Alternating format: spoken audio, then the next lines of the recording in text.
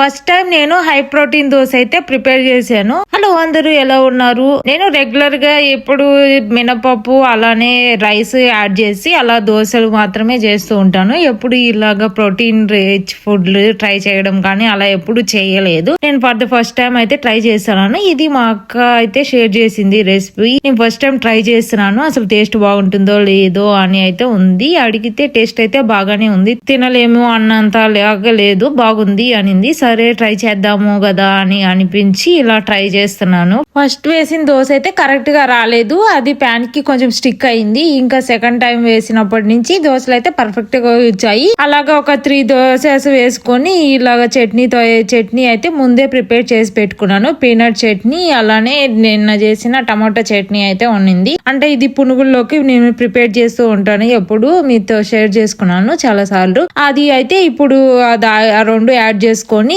ఇలాగ ఈ దోశలతో అయితే తిన్నాము. ఇది మీకు ఎవరైనా డైట్ చేస్తున్న వాళ్ళకి అలానే ఎవరన్నా ఇలాగా కార్బ్స్ తగ్గించుకుందాం అనుకునే వాళ్ళకి ఇది అయితే పర్ఫెక్ట్ రెసిపీ. యూట్యూబ్ లో చాలా వీడియోస్ అయితే ఉన్నాయి దీని గురించి. మీకు ఒకవేళ రెసిపీ కావాలి, ఎప్పుడు రెగ్యులర్ తినే దోశలు లాగే ఉండాలి టేస్ట్, కానీ హెల్దీగా కూడా ఉండాలి అనుకునే వాళ్ళు కింద కామెంట్ చేయండి. నేను ఈ రెసిపీ అయితే మీ అందరితో షేర్ చేసుకుంటాను. Thanks for watching. Do follow for more videos.